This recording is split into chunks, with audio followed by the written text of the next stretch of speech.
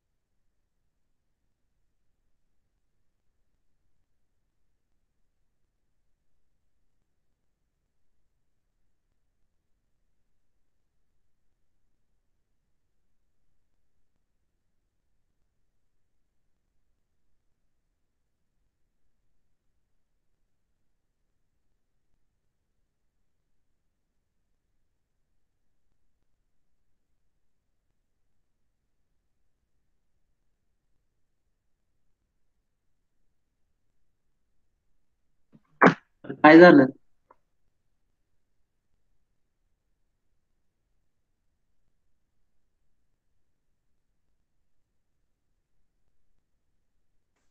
आवाज येत नाहीये. मॅडमच नाही त्या मीटिंग मध्ये. मॅडम ऑफलाईन गेली. मॅडमला सांगा अरे तुमचं ओ मगा सीआर बरं काय मॅडमला सांगा म्हणल्यावर कोण का बोलत नाही रे लागा तुम्ही. सीआर तुम्ही असता हो. अजून सीआर सांगायचं काम तुमचं काय काम आहे ना. मी मॅडमला एकदा सांगितलेलं ना, तुम्ही पण बोलायचं जरा. मग काय ठरवलेलं सकाळी ग्रुप मध्ये मग? सगळं माझ्या बोकांड येतंय रे, तसं करत जाऊ नका. सीआर आहे सीआर म्हणलं केलाय म्हणल्यावर गेला पाहिजे ते सगळं बाप. भाऊ अरे हे रेकॉर्डिंग सांगतोय लाईन आहे. काय हे बोला रेकॉर्डिंग बोला. लाईन आहे.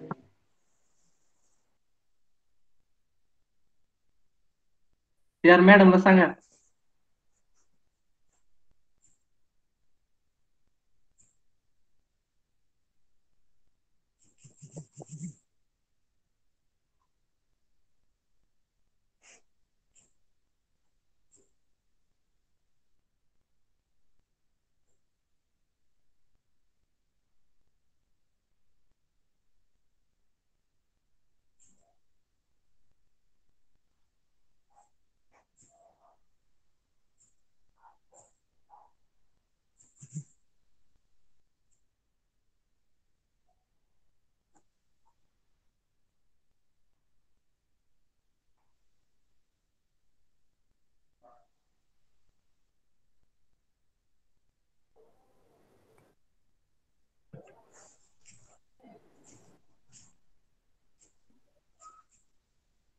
हा, आवाज येतो का सगळ्यांना? Yes ma'am. Yes ma'am. Okay, so here internet connection was lost in the college. That's why I was suddenly logged out. Just give me 1 minute time to start it once again. I will present the screen once again.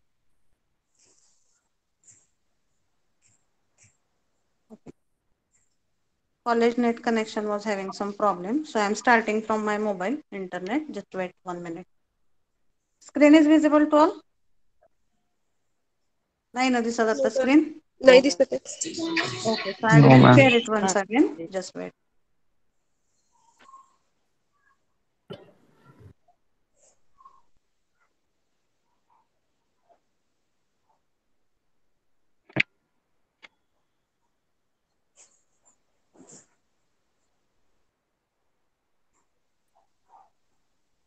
Is it visible now? Yes, ma'am. Okay.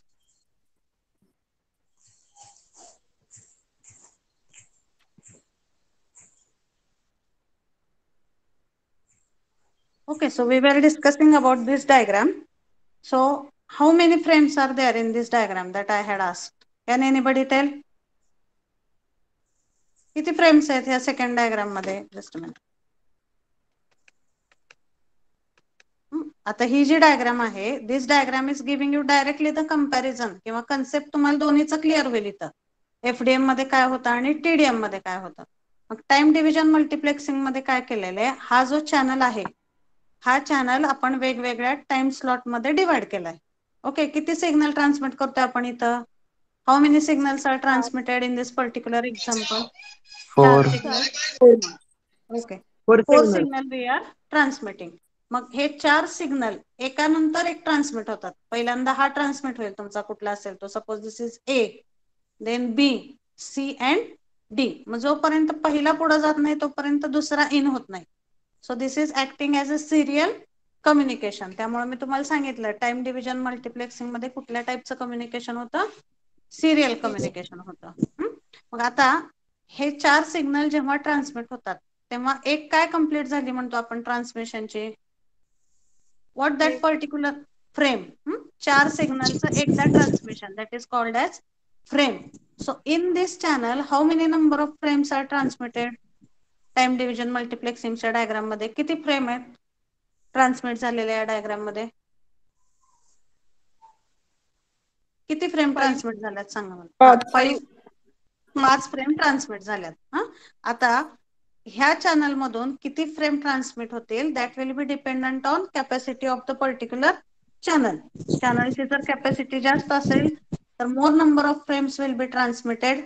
If channel capacity is less, less number of frames will be transmitted. So are you getting? TDM समजलंय सगळ्यांना? Time division multiplexing मध्ये channel is divided into different time slots. Each signal is having constant frequency.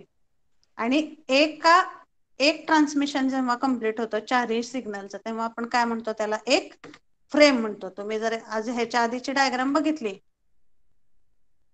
So here if you see, बघा आता इथे S1 S2 up to SN, S1 to SN जेव्हा एक transmission complete होतं त्याला काय म्हणलेलं आहे? फ्रेम 1. त्याच सेटचं दुसरं ट्रान्समिशन जेव्हा कम्प्लीट होतं दॅट इज कॉल्ड ॲज. मग TDM ची डायग्राम काही बुक मध्ये अशी दिलेली आहे. Here directly they have given the signals ABCD. इथं फ्रेम त्यांनी लिहिलेलं नाहीये. And in some of the books it is given as this also. So both the diagrams are correct. You can draw any one diagram out of that 2 diagrams. Clear? TDM concept समजलाय सगळ्यांना? Yes or no? Time division multiplexing. Yes, Ankita. TDM is Yes, clear? ma'am, it is clear. Yes, ma'am. Okay. Now we will see for FDM. आता diagram वरूनच बघू आपण. Theoretical information. It may be somewhat difficult to understand the words. आता FDM मध्ये बघा. ह्याच्या उलट होतं FDM मध्ये. इथं काय आहे TDM मध्ये? टाइम स्लॉट वेगवेगळे आहेत आणि फ्रिक्वेन्सी कॉन्स्टंट आहे. त्याच्या रिव्हर्स FDM मध्ये काय होणार? प्रत्येक सिग्नल ला वेगवेगळा फ्रिक्वेन्सी बँड अलॉट केलेला आहे. Suppose this is first signal A. ह्याला इथं हा टाइम स्लॉट दिलेला आहे, वेगळा time slot. Similarly for this signal here separate frequency band is allotted. 4 signal जर असतील ABCD तर A ला वेगळा फ्रिक्वेन्सी बँड अलॉट केला जातो. सपोज ह्याला F1 म्हणलं मी ह्या रेंजला, सेकंड ह्याला F2 म्हणलं, थर्डला F3, F4. म्हणजे इथं 4 सिग्नल आपण वेगवेगळ्या टाइम स्लॉट मध्ये प्लेस करून ट्रान्समिट करत होतो. ते इथं कसे ट्रान्समिट करतोय आपण? 4 signals are placed in the different frequency bands. फक्त टाइम स्लॉट सारखं फ्रिक्वेन्सीला काय म्हणतात? Signals are placed in the different frequency bands and then that signals are transmitted. आता इथं बघा, एका वेळेस 4 सिग्नल ट्रान्समिट होतात का? नाही. होत आहेत. Because here frequency is different and time is same. इथं बघा, Same. both signals all the signals are transmitted at the same time. प्रत्येक सिग्नलची फ्रिक्वेन्सी वेगळी आहे पण त्याचा टाइम पिरियड आहे तो सेम आहे. म्हणजे एका वेळेस आता इथं 4 सिग्नल दाखवलेत म्हणून इथं जर 10 असते तर इथं 10 फ्रिक्वेन्सी बँड आले असते ह्या ग्राफच्या वरती. आणि एका वेळेस तुम्ही 10च्या 10 signal at a time transmit करू शकता. मग सगळे सिग्नल आपण ट्रान्समिट करतो एका वेळेस, त्याला काय म्हणतात? Parallel communication. पॅरलल म्हणजे काय? Simultaneously all the signals you can transmit at a time, that is called as the parallel communication. So in frequency division multiplexing, parallel communication takes place, and in time division multiplexing, serial division दाखवलेले आहे. So this diagram will make you the difference clear between FDM and TDM. Are you getting that? आता Yes, इथं एक हा, yes. Are you getting it? Yes, ma'am. Okay. So this is the basic difference between TDM and FDM. आता त्याला त्याचा transmitter कसा असतो, receiver कसा असतो, ही डिझाईन सुद्धा तुम्हाला नेटवरती मिळेल. But that we are not suppose to understand or we are suppose to explain at this moment. Okay, फक्त बेसिक वर्किंग प्रिन्सिपल बघायचं आपल्याला, FDM कसा वर्क होतो आणि TDM कसा वर्क होतो. So from this diagram I think you are clear with the difference between FDM and TDM. Okay, so now whatever we have started yesterday, that was about FDM and guard band. आता FDM ची previous of the FDM. So one more concept we have discussed yesterday. Guard bands are used in case of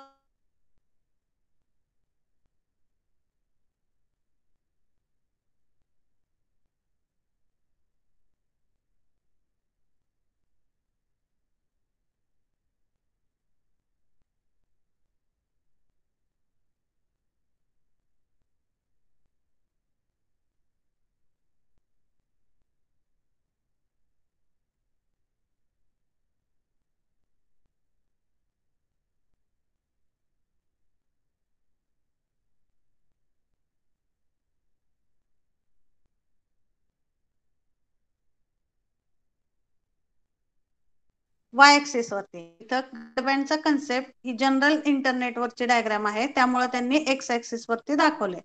मग गार्डबँड म्हणजे काय? आता हे 4 signal आहेत, A B C D. ह्या 4 Madam, सिग्नलची screen is not visible. then you should tell, no? Okay, just wait.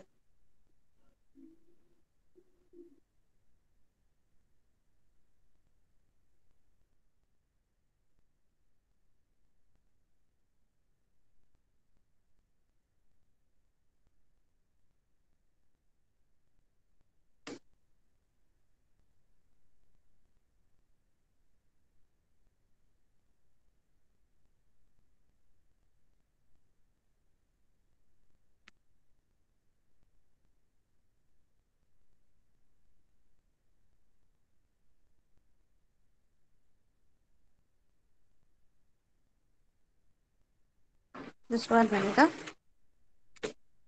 I will share it once again.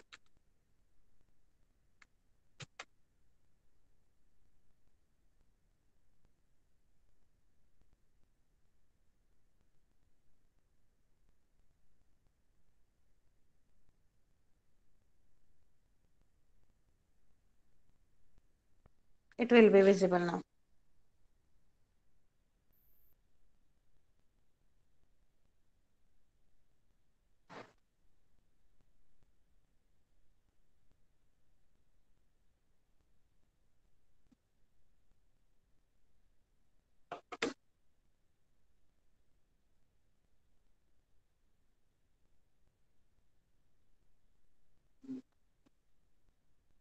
Okay, is it visible now?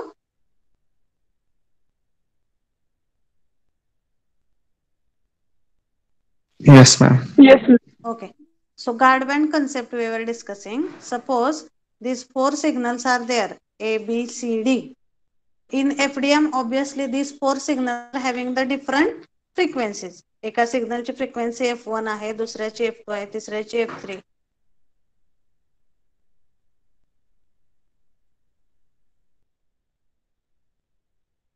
Mixing होऊ नये ह्यासाठी ह्याच्यामध्ये एक तिसरी फ्रिक्वेन्सी आपण वापरतो, and whatever is that another provision we are providing, that is called as the guard band. फक्त आता एक ही टर्म लक्षात ठेवा, इथं इन डिटेल स्टडी करायचं नाहीये गार्ड बँडचा आपल्याला. टर्म लक्षात ठेवा, गार्ड बँड म्हणजे काय? जेव्हा 2 सिग्नल वेगवेगळ्या फ्रिक्वेन्सीने आपण एखाद्या सिस्टीम मध्ये ट्रान्समिट करतो, तेव्हा तिथं प्रोबॅबिलिटी असते की हे F1 may gate mix with F2. So to make them separate and to avoid the mixing between F1 and F2, we are using the concept of guard band. आता इथे 4 frequency असतील तर किती गार्ड बँड यूज करणार आपण ह्या diagram मध्ये? 8. 3. How many? 8. 8 guard bands. Those are not required, no 8. आता हे 3 यूज करणार ना आपण. ह्या 2 मध्ये मिक्सिंग होणे म्हणून इथे एक गार्ड बँड असेल, ह्या 2 मध्ये मिक्सिंग होणे म्हणून इथे एक गार्ड बँड असेल, आणि ह्या 2 मध्ये मिक्सिंग होणे म्हणून इथं गार्ड बँड असणार आहे.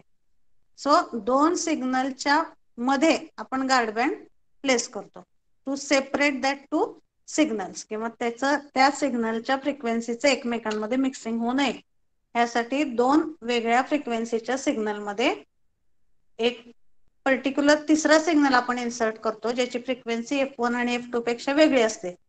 And that particular concept it is called as the guard band. मग FDM मध्ये एक पॉइंट आहे, फक्त इथे एक sentence, to avoid, so this last sentence I am reading, to avoid the interference between 2 successive channels, guard bands are used. 2 चॅनलची frequency वेगळी आहे, त्या सिग्नलचं एकमेकांमध्ये मिक्सिंग होणे म्हणून FDM मध्ये गार्ड बँड यूज करतो आपण. म्हणजे हा तुम्हाला एक पॉइंट कंपॅरिझन साठी मिळतो इथं. TDM मध्ये गार्ड बँड यूज करतो का आपण? नाही.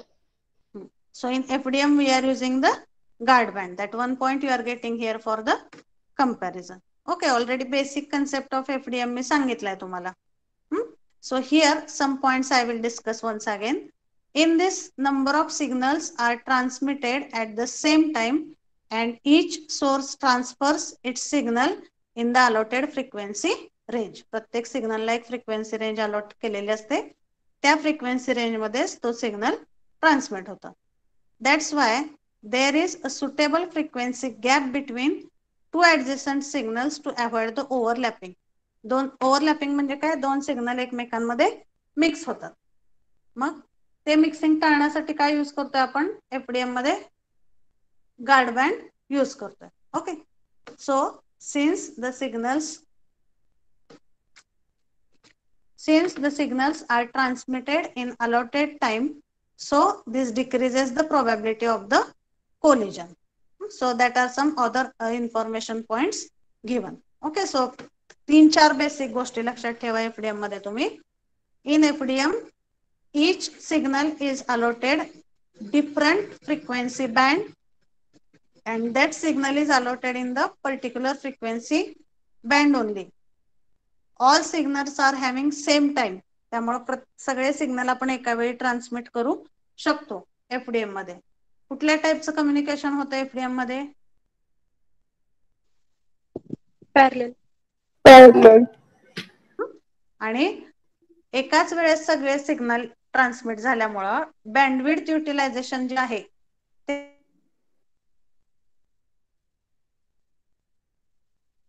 FDM as compared with the TDM. आणि अजून एक कन्सेप्ट आहे त्याच्यामध्ये, to separate the two signals. Okay, last point, to avoid the interference between two successive channels we are using the guard bands in the channels. Okay, these are the points related to FDM. आता जर आपण diagram बघितली पुढची FDM ची तर ही आहे. याच्यामध्ये काय केलेलं आहे, ही डायग्राम पण तुम्ही काढू शकता एक्झाम मध्ये, किंवा ही जी मी आता तुम्हाला एक्सप्लेन केली होती, this FDM, this diagram also you can draw, both are correct, no any problem if you draw any diagram from that. So here again इथे एक अजून एक, मी जास्त डायग्राम पीपीटी मध्ये मुद्दाम इन्क्लूड केल्यात, colour diagram, so that you can understand it properly. आणि तुम्हाला जी त्यातली सोपी वाटते एक्झाम मध्ये that you can draw. All the diagrams are correct. इथं बघा फ्रिक्वेन्सी डिव्हिजन मल्टिप्लेक्सिंगचं अजून एक एक्झाम्पल दिलेलं आहे. Signal 1 30 kilohertz, 2 40 kilohertz, 3 is 50 kilohertz. त्याचं मिक्सिंग केलं, that we are transmitting through the multiplexer. मग आता इथं बघा, channel 1, channel 2, actually this channel is nothing but this is signal 1, 2 and 3. So all the signals are transmitting in the separate frequency range. आणि ह्या दोन सिग्नलच्या मध्ये इथं गार्ड बँड दाखवलाय बघा. हा जर तुम्ही कालचा पर्पल कलरचा सिग्नल कन्सिडर केला, signal 3, and second if you consider at orange, ह्या दोन्हीच्या मधला हा जो पोर्शन आहे that is called as the guard band. हे दोन्ही सिग्नल ह्या गार्ड बँडने आपण एफडीएम मध्ये सेपरेट केलेले.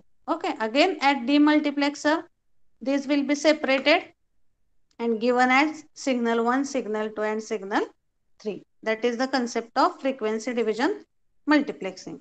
This diagram is simple. Channel 1, channel 2, channel 3, multiplexer 1, 2, n. ह्याच्यामध्ये फ्रिक्वेन्सी वेगळी असणार आहे सगळ्या सिग्नलची. टाइम काय आहे सगळ्याचा सेम आहे. रिसिव्हरला काय परत demultiplexer. Again it is channel 1, channel 2, channel n. So this is all about basic information of TDM and FDM. ह्या डायग्राम मध्ये दोन्हीतला डिफरन्स तुम्हाला क्लिअर होतोय. That's why intentionally I have searched for this diagram and I have included. Colour वरून तुम्हाला दोन्ही मधला difference लक्षात येतोय की एफडीएम मध्ये सिग्नल ट्रान्समिशन कसं होतं आणि टाइम डिव्हिजन मल्टिप्लेक्सिंग मध्ये सिग्नल ट्रान्समिशन कसं होतं. Okay, so now we will go for the comparison. Is that point clear to everyone? FDM. Yes, ma'am. Now we will go for comparison. कंपॅरिझनचे point सांगा मला, काय काय बघितलेले आपण काल. दोन्हीचं कंपॅरिझन विचारतात एक्झाम मध्ये.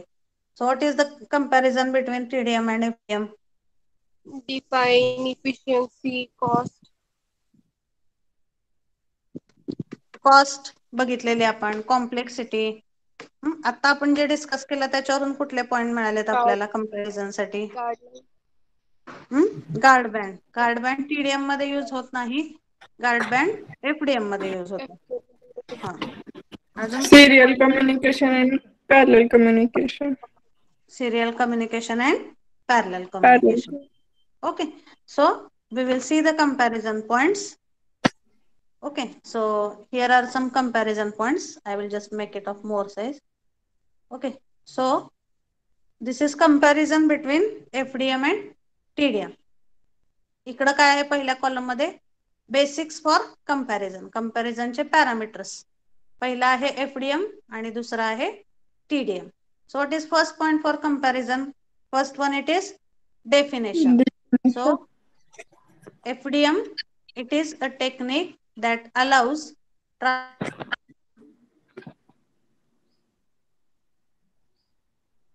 of multiple signals using different frequency slots over a common link. किंवा एक डिस्क्रिप्शन तुम्ही इथे ऍड करू शकता. Frequency of the signals is different and time of all the signals is. He basic definition झाली FDM ची. TDM मध्ये काय?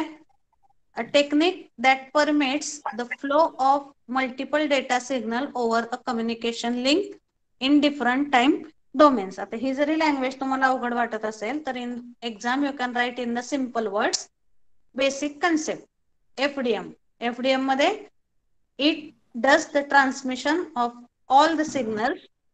The signals are having different frequency band and same time parameter. आणि TDM मध्ये काय लिहू शकता तुम्ही?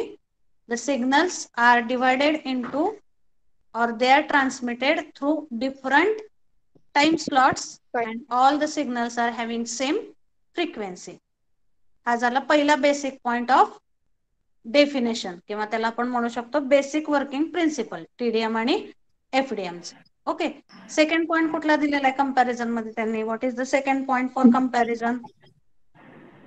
Full form. Full Stands for. Form. Full form दिलेला आहे एफडीएम आणि TDM. FDM stands for frequency division multiplexing and TDM stands for the time division multiplexing. That is second point. नंतर तिसरा पॉइंट आहे मल्टिप्लेक्सिंग टेक्निक. म्हणजे कुठल्या प्रकारच्या signal ही multiplex करू शकतो असा अर्थ आहे बघा तिसऱ्या पॉइंटचा. ही मल्टिप्लेक्सिंग मेथड आपण कुठल्या टाइपच्या सिग्नल साठी यूज करतो. So this third point I am discussing. मग फ्रिक्वेन्सी डिव्हिजन मल्टिप्लेक्सिंग कुठल्या सिग्नल साठी यूज करतो आपण? Analog. जेव्हा आपल्याला अॅनालॉग सिग्नलचं मल्टिप्लेक्सिंग करायचं असतं at that time we are using the frequency division multiplexing method. And when we have to do multiplexing of digital signals, at that time we have to use the time division multiplexing. It is very simple. जर माझ्याकडे इनपुटला 10 analog signal आहेत तर which method I will use for that analog signal multiplexing? 10 analog signal जर transmit करायचे असतील तर we will use the Frequency. Frequency division. आणि जर 10 पल्सेस असतील म्हणजे 10 डिजिटल सिग्नल असतील तर कुठली मल्टिप्लेक्सिंग मेथड आपण यूज करतो? We are using the time division multiplexing. हा तिसरा पॉइंट आलाय. समजला तिसरा point? Third point is clear up to 3? Definition, long Yes, form ma'am. आणि मल्टिप्लेक्सिंग. नंतर चौथा पॉइंट आहे that we will discuss at last this point because it is somewhat new part. त्याच्या आधी पाचवा बघू आपण सर्किट ओरिएंटेशन. सर्किट ओरिएंटेशन म्हणजे काय? सर्किटरी त्याची एफडीएम ची आणि टीडीएम ची. So circuit orientation is complex for FDM. FDM चं सर्किट हे कॉम्प्लेक्स असतं whereas TDM is having the comparatively simple circuit. हा एक पॅरामीटर लक्षात ठेवा. सर्किट कॉम्प्लेक्सिटी एफडीएम ची कॉम्प्लेक्सिटी जास्त असते whereas TDM is having less complex circuit. Okay, that is next point for comparison.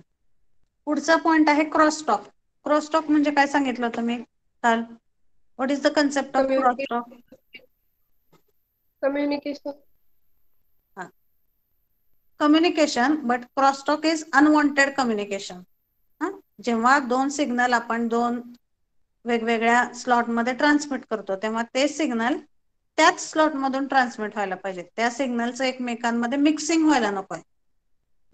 ते सिग्नल जर एकमेकांमध्ये मिक्स झाले तर that unwanted mixing of that two signals it is called as the crosstalk.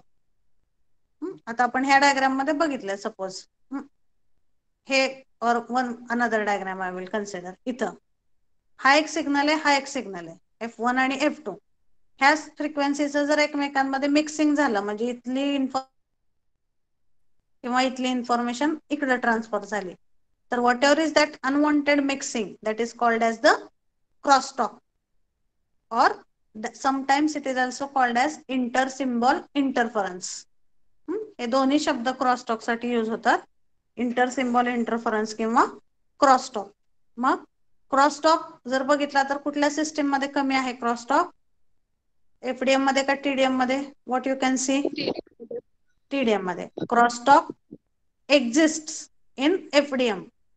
थोड्याफार प्रमाणात एफडीएम मध्ये आपल्याला क्रॉसटॉकचा प्रॉब्लेम फेस करावा लागतो, पण टीडीएम मध्ये इट डज नॉट एक्झिस्ट. म्हणजे crosstalk is very minimum in case of time division multiplexing. Okay, that is the next comparison point.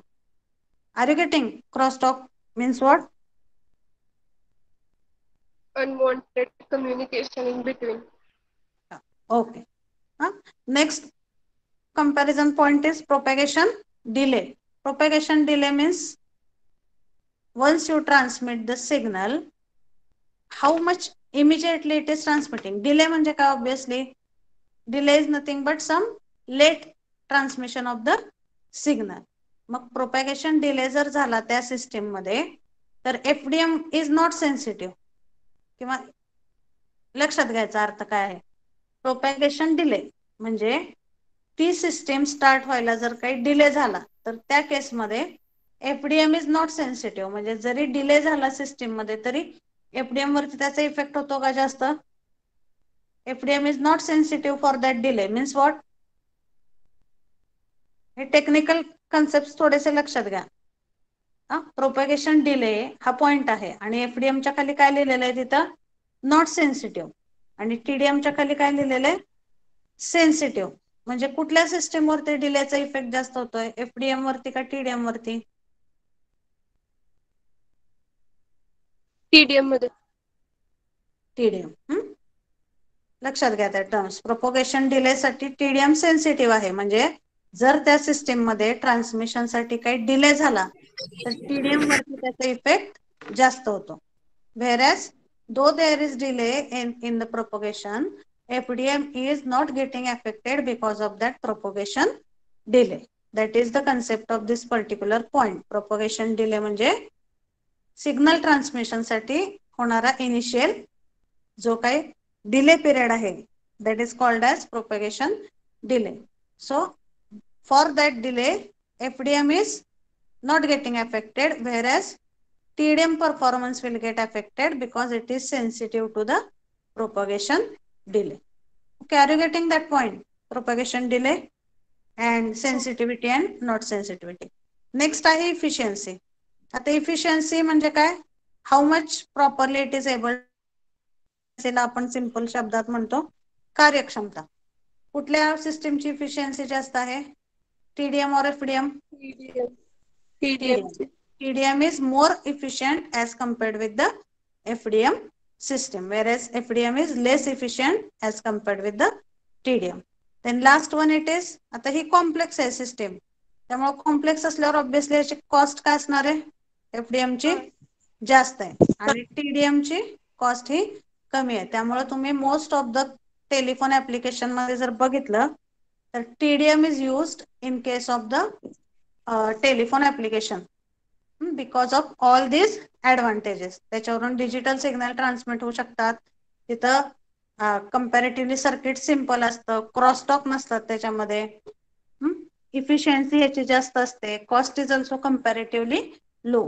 That's why because of these advantages in most of the telephone applications TDM system is used as compared with the FDM applications. Okay, and then one more point it is there, synchronization. आता तुम्ही मला सांगा synchronization चा अर्थ काय होतो? Transmitter आणि receiver मध्ये सिंक्रोनायझेशन करतो आपण. फॉर एक्झाम्पल आपण radio, all of you have seen radio. Radio मध्ये आपण ते बटन ऍडजस्ट करतो बघा किंवा बटन फिरवतो. मग बटन फिरवलं की कुठला टूल बार चेंज होतो त्या रेडिओवरचा? एक कर्सर असतो ना, हा तो चेंज होतो. साऊंड आहे पण तिथं चॅनलच्या वेगवेगळे नावं दिलेले असतात आणि तिथं फ्रिक्वेन्सी असते. मग आपण ते चॅनल बदलतो. म्हणजे काय करतो आपण? समजा एखादं विविध भारती चॅनल आहे, हा विविध भारती चॅनलची ट्रान्समिशन फ्रिक्वेन्सी आहे 10 किलो हर्ट्ज. मग आपण ते रेडिओचं बटन जे फिरवतो, व्हॉल्यूम सोडून दुसरं बटन असतंय का ट्युनिंग साठी, मग तिथं सिंक्रोनायझेशन म्हणजे काय, ट्रान्समीटरची जी फ्रिक्वेन्सी आहे ती फ्रिक्वेन्सी आणि रिसिव्हरची frequency, that both the things we have to match, that is called as the synchronization. For example, if I am talking with you, माझा आवाज खूप लहान असला तरी तुम्हाला ऐकू येणार नाही. If it is too much higher, then also you will not be able to sustain with that. म्हणजेच काय, माझ्या आवाजाची फ्रिक्वेन्सी आणि तुमची हिअरिंग कॅपॅसिटी ह्या दोन्हीमध्ये काय पाहिजे, सिंक्रोनायझेशन पाहिजे ना.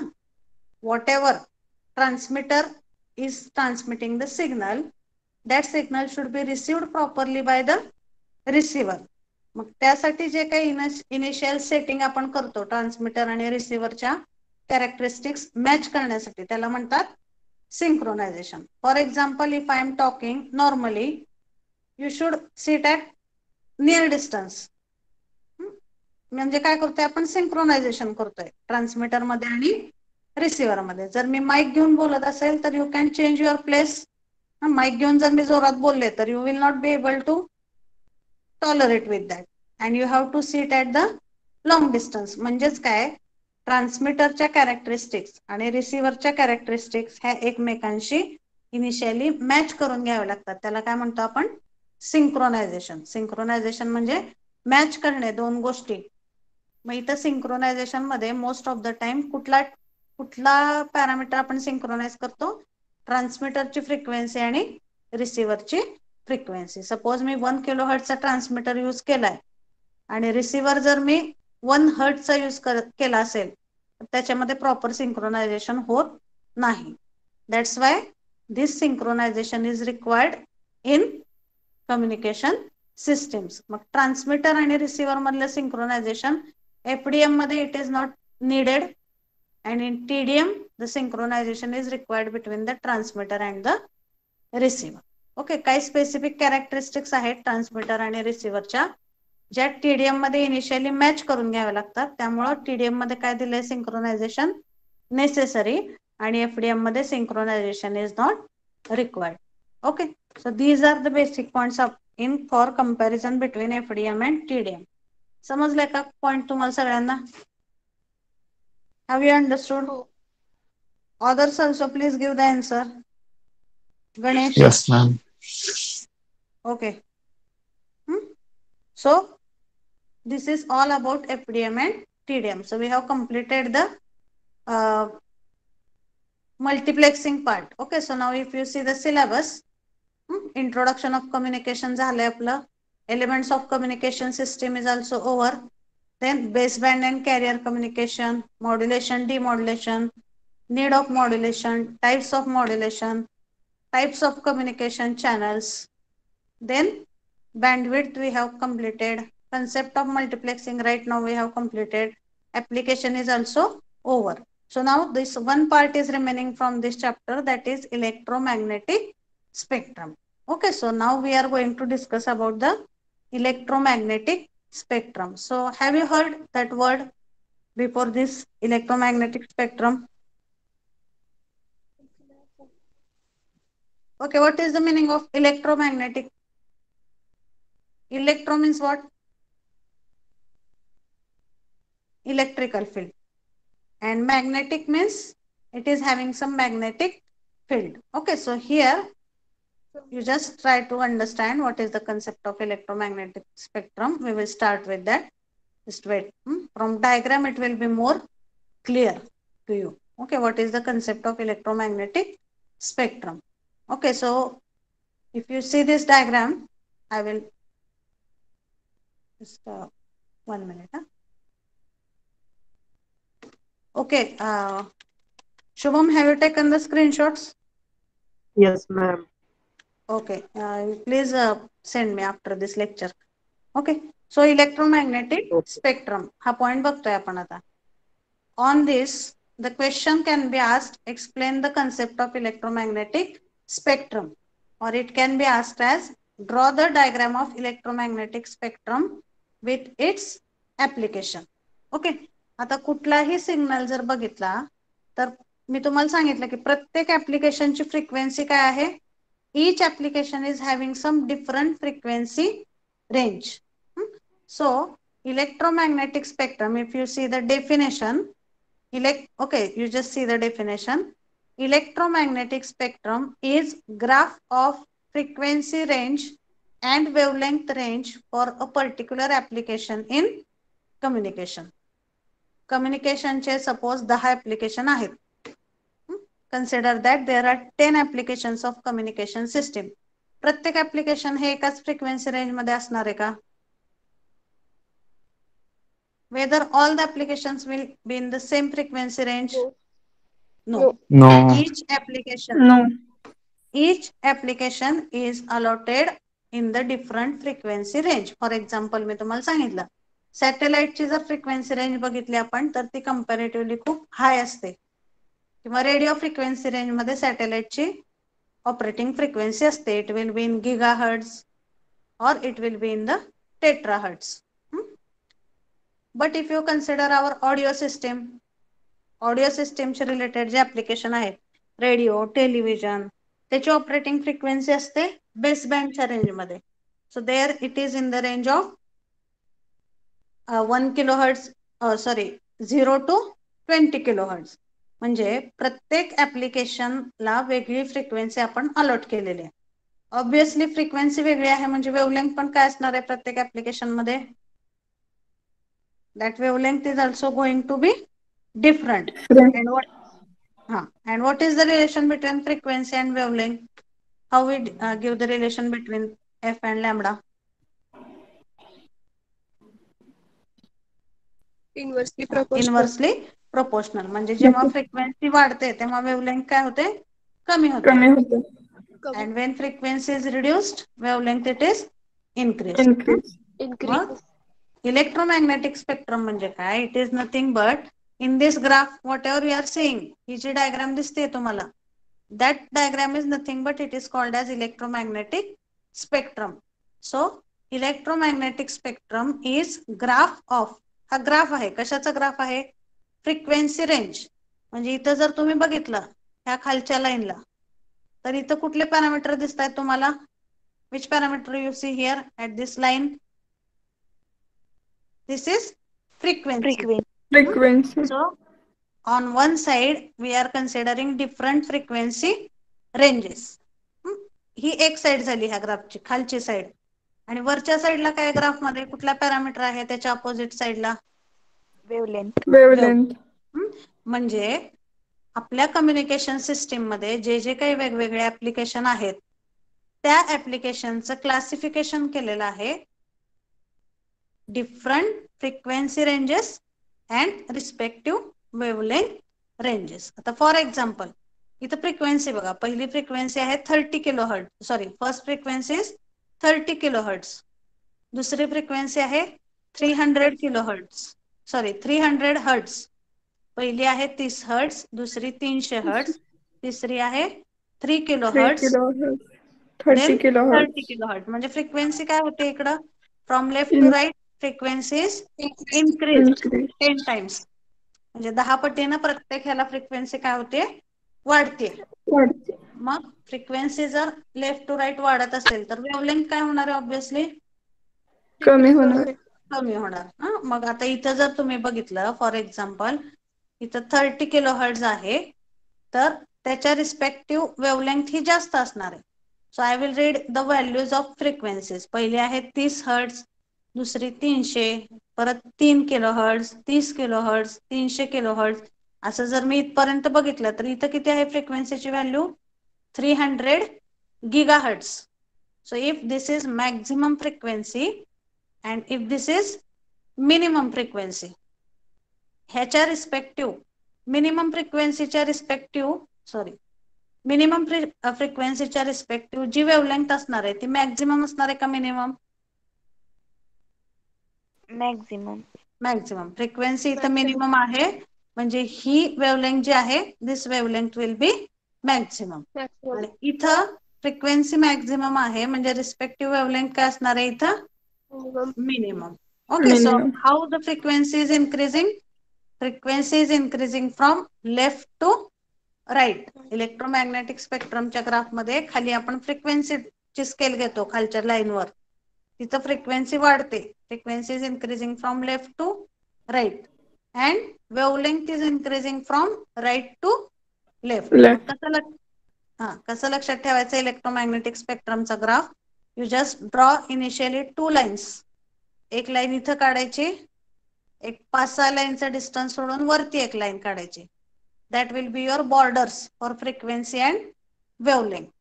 आणि ही जी पहिली आहे frequency, that you start from 30 hertz.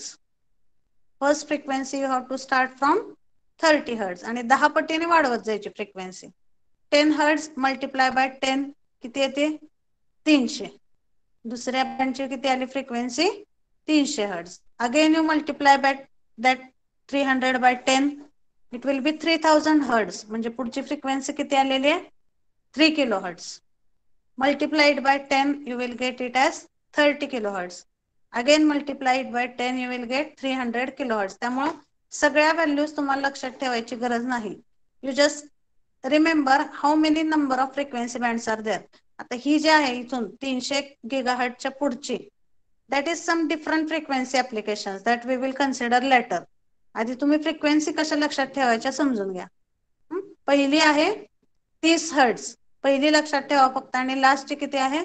300 gigahertz. Unit सगळ्यांना माहिती आहेत. किलो म्हणजे 10⁻³ mega means 10⁻6 giga means 10⁻9 and tetra means 10⁻12.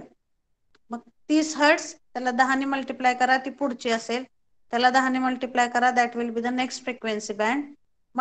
Go on multiplying it by 10 and you will get the automatically next frequency ranges. So how many frequencies are here?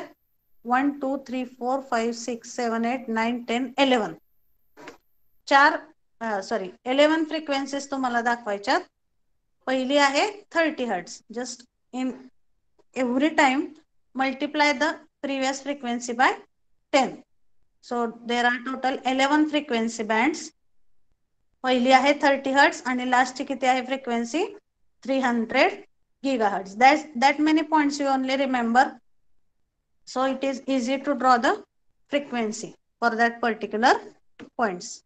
मग electromagnetic spectrum हा 30 hertz frequency पासून चालू होतो. त्याच्या आधीच्या frequency आपण consider करत नाही. लोएस्ट फ्रिक्वेन्सी किती आहे? 30 किलोहर्ट्ज. आणि इथं हायेस्ट आपण घेतलेली आहे 300 गिगाहर्ट्ज. आता जर तुम्हाला फ्रिक्वेन्सीची व्हॅल्यू कळली तर you can calculate value of that particular wavelength. Suppose I give you some numerical that value of f is equal to 30 hertz and calculate the value of wavelength. How you will calculate? Which formula you will use for that calculation? What is mathematical relation between C and lambda? Sorry, frequency and lambda. Frequency is inversely proportional to lambda. हा ते बरोबर आहे की frequency is Equal to inversely C lambda. Proportional with C is equal to F into F lambda. लॅम्बडा. Equation आपण बघितलंय. मग जर एफ ची व्हॅल्यू तुम्ही करून बघा कॅल्क्युलेशन. एफ ची व्हॅल्यू 30 घ्या आणि सी ची व्हॅल्यू किती असते? Speed of light in air. What is 3 value of into C? 10⁻². 3 into 10⁻8. That is value of C. So if you put the value of C and F, you will get the value of lambda. त्यामुळं ह्या values कशा लक्षात ठेवायच्या? That you can apply your on trick. Okay, so just I am telling the frequency remembering properly to you, so that if you are able to remember the frequencies properly, automatically तुम्हाला ते वेवलेंथच्या ranges सुद्धा practice नंतर लक्षात येतील. Okay, मग आता 30 hertz ला किती वेवलेंथ आहे इथं बघा. What is wavelength unit? फ्रिक्वेन्सीचे युनिट काय आहे? I will just continue for next 5 minutes. Hertz. So what is range? What is unit of frequency? Hertz. हर्ट्ज. आणि वेवलेंथचं काय युनिट आहे? Meter. Metre. So you just do the calculation. C by F. C is equal to 3 into 10⁻8 divided by 30. Frequency is 30. So you will get the value as 10⁻7. 10⁻7 metre. मग आता frequency इथं 10 पटीने वाढते म्हणजे वेवलेंथ ही 10 ने काय होणार इकडं? डिवाइड होणार ना. इथं 10 ने मल्टिप्लाय होत आहे म्हणजे वेवलेंथला काय होईल इथं? wavelength will be divided. 10 raised to 7 by 10 किती आले इथे 10 raised to 6. 10 raised to 6 meter. If it is not visible properly, just correct it. 10 raised to 6. 10 raised to 6 divided by 5. पुढची किती आली? Sorry, 10 raised to 6 divided by 10. Here you will 10 get it raised as to 10 5. raised to 5. 10 raised to 5 ला 10 ने divide करा, you will get 10 raised to 10 4. raised to 4. 10 raised to 3, 10 raised to 12. That's why I said तुम्ही पहिली frequency लक्षात ठेवा.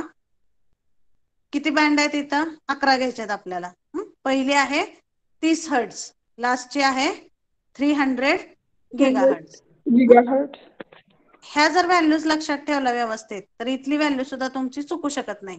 और just for your confidence you can remember this value also. ह्याच्या corresponding जी आहे ती 10 raised to 7 मीटर आहे. ती 10 10 10 ने प्रत्येक ठिकाणी काय होणार इथं? 10 पट कमी होणार आहे. 10 raised to 1 meter, 10 raised to 0, 10 raised anything raised to 0 is equal to how much? 1. 1. त्यामुळे इथं बघा इथं किती आली आहे? Wavelength 1. 1 divided by 10, 10 raised to minus 1 meter, 10 raised to minus 2 meter, 10 raised to minus 3 meter. पुढच्या पण दिलेल्या आहेत त्यांनी, पण एवढ्या सगळ्या काय आता आपण कन्सिडर करायची गरज नाही. You can consider up to this initially today to understand. इथपर्यंत समजलंय सगळ्यांना ग्राफ कसा काढायचा?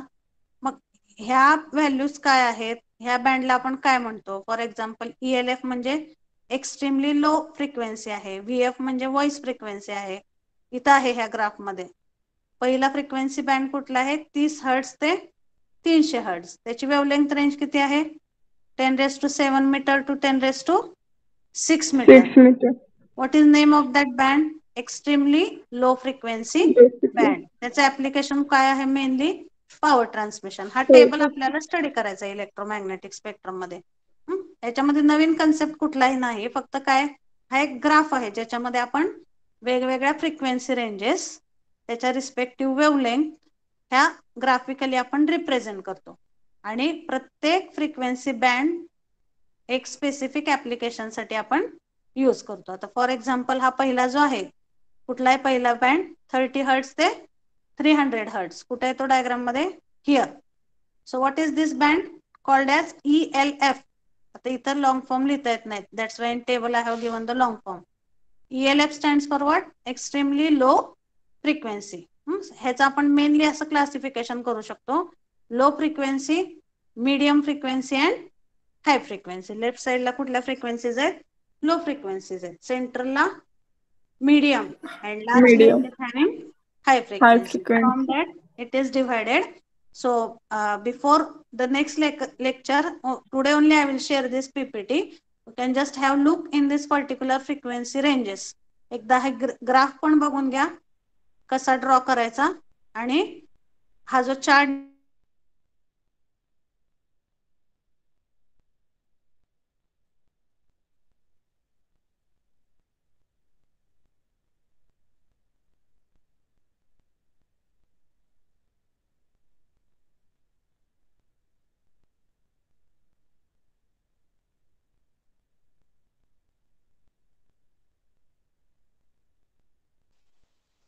तो काय लो फ्रिक्वेन्सी रेंज नाही यूज करू शकत.